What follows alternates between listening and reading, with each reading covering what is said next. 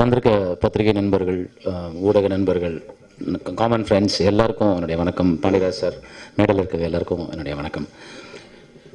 ஆக்சுவலாக வந்து மிகப்பெரிய நன்றி வந்து நான் ஈராஸ் இன்டர்நேஷ்னல் சொல்லணும். ஏன்னா ஹிந்தி படங்கள்லேயும் சரி, மற்ற லாங்குவேஜில் பண்ணும்போதும் சரி, ஈராஸ் இன்டர்நேஷ்னல் வந்து கான்செப்ட் ட்ரிவன் ஃபிலிம்ஸ்க்கு வந்து முதல்ல மரியாதை கொடுக்குறாங்க அவங்க தான்.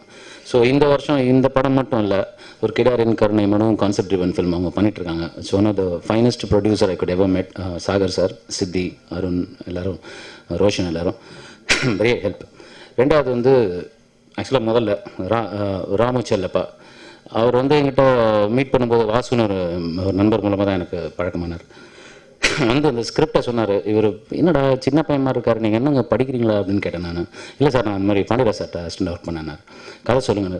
ரொம்ப பிடிச்சிருந்தது. ஏன்னா சின்ன வயசில் என்டர்டெயின்மெண்ட்டுங்கிற ஒரு விஷயம் என்னென்னா, ஒரு தீபாவளியோ பொங்கலோ ஏதாவது வந்ததுன்னா முதல்ல வீட்டில் ஆசீர்வாதம் வாங்கி காசை வாங்கிட்டு போய் தியேட்டரில் போய் படம் பார்ப்போம்.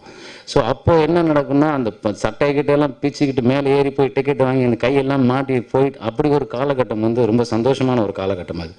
அதை வந்து இந்த ஸ்கிரிப்டில் சொன்னாங்க, அதை அப்படியே எடுத்துருக்காங்க. ரொம்ப பிடிச்சிருந்தது இந்த படம் பண்ணும்போது. ரஜினி ரசிகராக அவர் நடிக்கிறீங்க, கட் அவுட்டுக்கு பின்னாடி இவ்வளோ பெரிய பாலிடிக்ஸ் இருக்குங்கிற ஒரு விஷயமே வந்து எனக்கு ராமச்செல்லப்பா சொன்னதுக்கப்புறம் தான் தெரிஞ்சுது.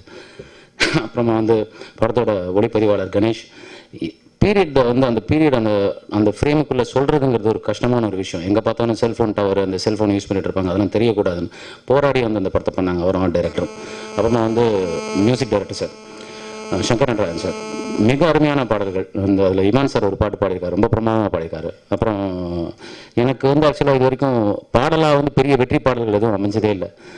இந்த படத்தில் வந்து எல்லாரும் பேசக்கூடிய பாடல்கள் அமையும். அதுக்கு வந்து சகோதரர் யுகபாரதியண்ணன் அவர் தான் வந்து அந்த ரொம்ப அருமையாக அந்த பாட்டை எழுதி கொடுத்தாரு. அப்புறம் ஒரு நாள் ராம கூப்பிட்டு வாங்க ஒரு வாய்ஸ் டெஸ்ட் எடுக்கணும் அப்படின்னு சொன்னார். என்னங்க அப்படின்னு போனால், ஒரு வரியை கூப்பிட்டு நல்ல ஹை பிச்சில் பாடுங்க, கத்தி பாடுங்க, நீங்கள் பாடி நான் கேட்டிருக்கேன்.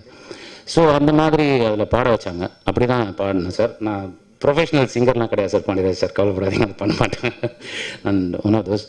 அண்ட் அப்புறம் அதுக்கு மேலே நான் நன்றி சொல்கிறது இருக்குன்னா, அந்த படத்தில் ஒர்க் பண்ண அசிஸ்டன்ட் டைரக்டர்ஸ் எல்லாருமே சரி ரொம்ப கோஆப்ரேட் பண்ணாங்க.